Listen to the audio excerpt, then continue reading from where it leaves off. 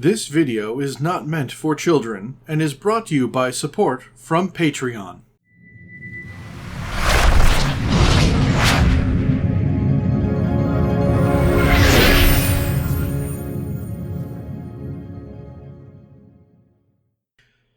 Hello, and welcome back. I am Maester Aelix, and this is Stellaris Empires. We are right back where we left off here at the Stellaris start screen, and just a word of warning. If you can't tell by the quality of my voice, I'm not feeling terribly well this week, so I've decided to pick something that I made out of pure random silliness, and this is really going to be a low effort, a lot of explaining, not so much playing thing. So today I introduce you to the absolute perfection. Now, I made this because I saw something and I thought I could make my own challenging origin-ish. And in the end, it turned out to be actually good, so I decided to lean into that. So let's go into this absolute perfection and see what kind of crazy silliness I have done. So, being that this was originally meant to be a challenge mode, I made these guys look like a pile of crap. Because they were supposed to be a pile of crap. And so we went with Fungoid, this particular crappy looking one. Species names, Absolute Perfection, or the Absolutists, and we are Absolute Perfection. I put no thought into their history or biography. This was all meant to be a challenge, and it blew up in my face, making it actually kind of fun and easy. Fungoid 4, because the monosyllabic names and easy reading. And now we get into the meat of things. This all started when I saw invasive species.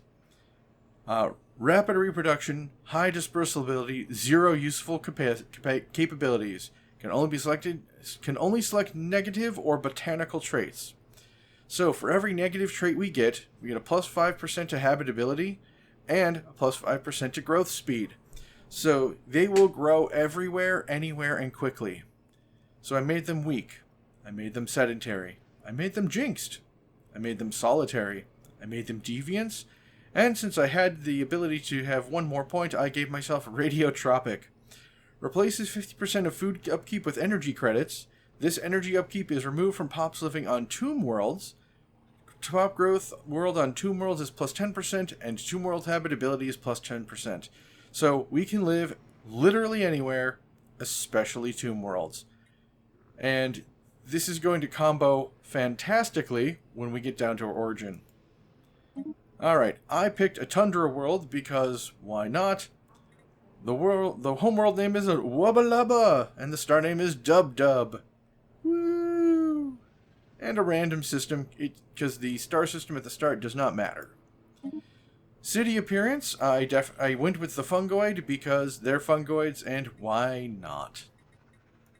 Alright, so after I put this together, and hopefully made it harder for myself, I found out it was really good. So then I went into Fruitful Partnership.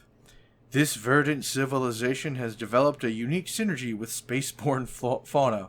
By offering their fruits to these creatures, they entice their seed disperse to aid their colonization efforts.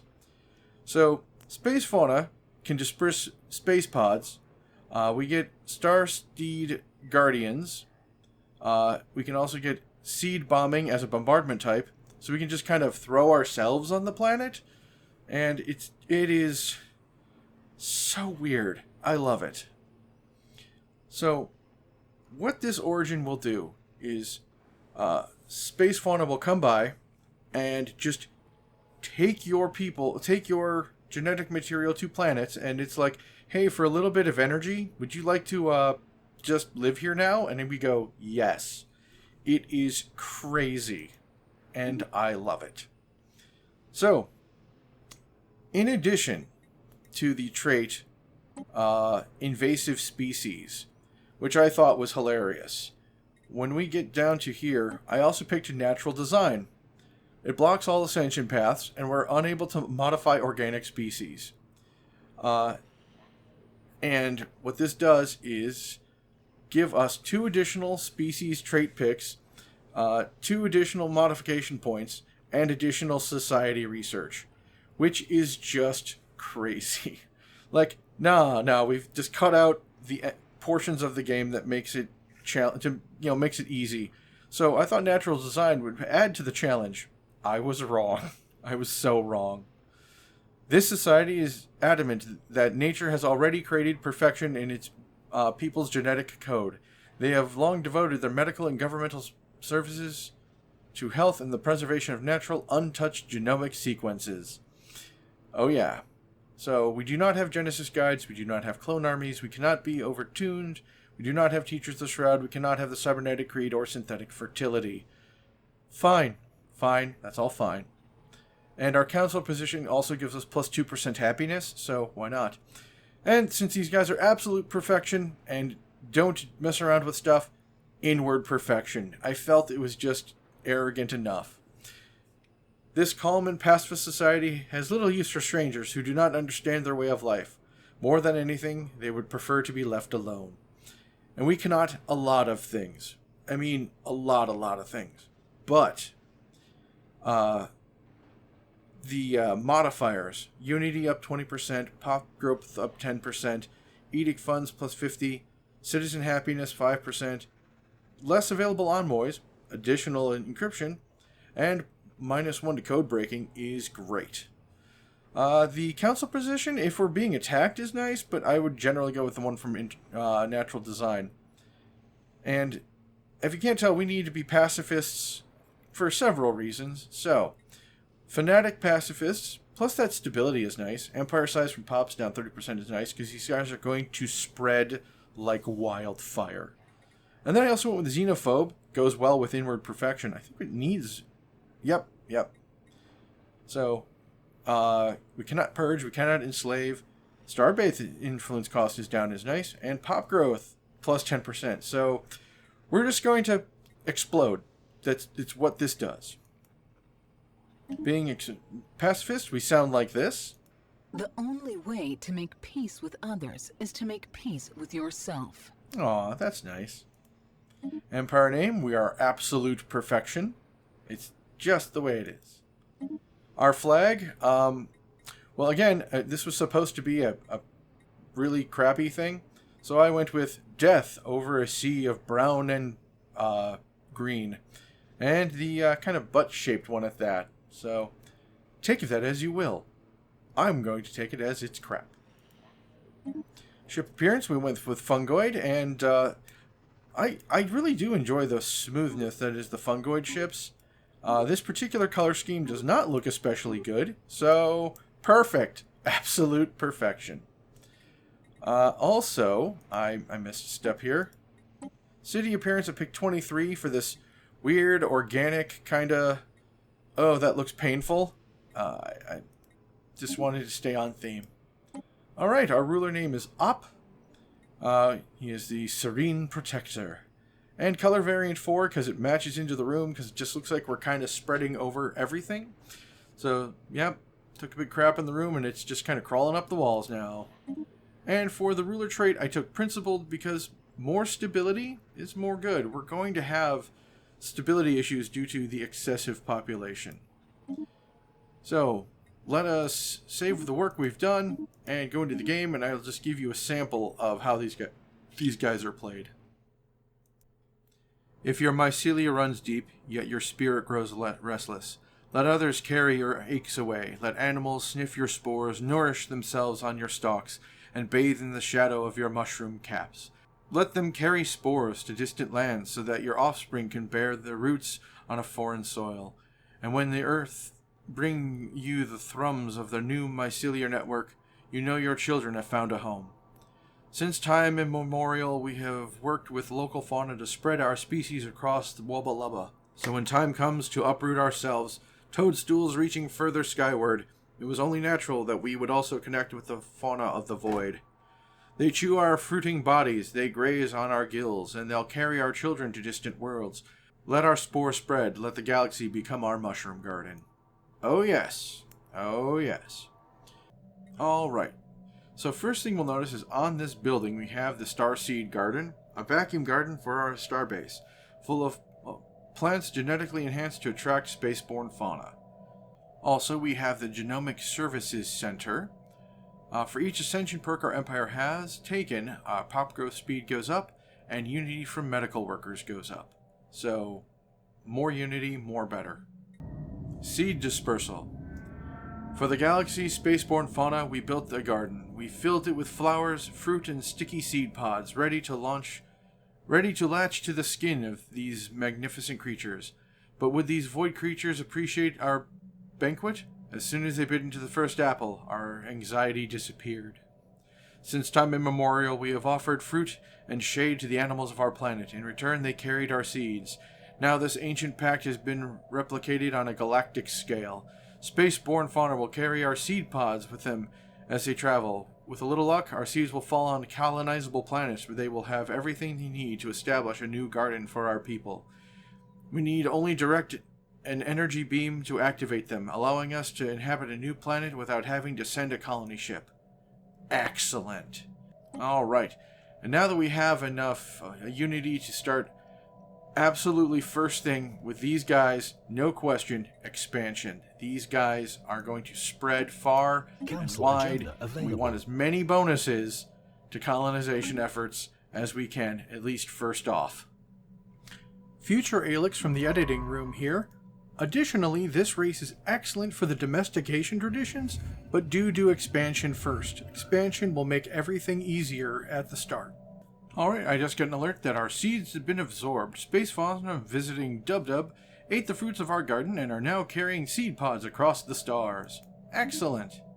And, seed pod planted. Space fauna have brought our seed pods to Tinyanki Spacewell to the Jalan Haka system. They will lie dormant until we are ready. They've left our sensor range, but we should be able to find the place they're talking about. Situation log, seed dispersal. Let's do it. 3K. 30 days, we'll colonize a new place. Alright, our distant colonies on Shulgara deployed an outpost around a star, gathering the control of the system. And our seed pod from Shulgara opened, and the newly born absolutists have begun to dig roots. See? Spaceborne Easy. life form encountered. And if you look, we're now way over here. Isn't that great? We're going to upgrade this place, this station, so it has its own garden eventually. Alright, now that we have expansion done, we can get our Ascension perk. As stated before, the big endgame Ascension perks, Cybernetic, Genetic, Machine, etc., are unavailable to us. So really, we can be a bit more free to pick what we like. Mastery of Nature is always nice, more districts, and clear backer cost is good since we are going to be expanding quite a bit. One Vision, always more unity is always useful. Technological Ascendancy, who doesn't like their science, take your pick.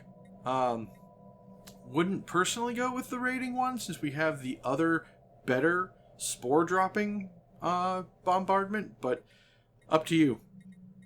In this case, I'm going to go with Mastery of Nature. This kind of lends itself to the whole terraforming stance of things. Let's see, we have another seed absorbed, and another seed pod has been planted, so let's go do that. Please, 30 days. Special project complete. Our seed pod on Glumpeg has opened, and the newly born absolutists have begun to dig roots. This is so easy, and we just have to go find where they are.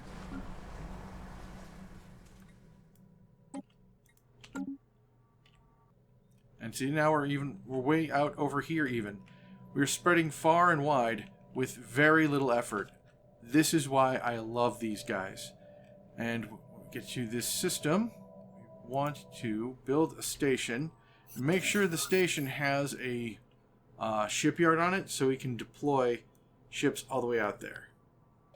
Alright, our seed pod has been planted again. As you see, this is just insane. Growth and spread. We are going wide and just puddle thin. We are just smearing our poop everywhere. And another one. So we're just spreading far and wide. I love it. Now look, we're way over there. This is System amazing. So, you now have the basic idea of how this absolute perfection works. They spread far and wide, and it's crazy, insane to play. I tried to make things more difficult, and I made them super easy by going with inward perfection, and the other things you've removed a lot of choice, making it even easier. So, try this out. I think you'll like it. You're never going to be hurting for pops, and you're just going to be spreading all over the place. It's interesting, it's fun, and it's a bit different. Anyway, with that being said, I'm going to say thank you all for joining me. I really hope you're enjoying this series as much as I'm enjoying making it for all of you. If you do, you know what to do, and that's to like, comment, watch 3 or 4 more of these to show the algorithm you like it, and of course subscribe. It's a little click for you, but a really big deal for me, and I greatly appreciate everyone who does. And with that being said, I shall see you all on the next one. And I'd like to give a special shout out to all my patrons who help make these videos possible. Aaron Smith, Brian Pelfrey, Chris Armstrong, Dennis Detman, Harry Thompson, and Mark Milius. Thank you all so much for your contributions. I wouldn't have this channel without you. Thank you very much.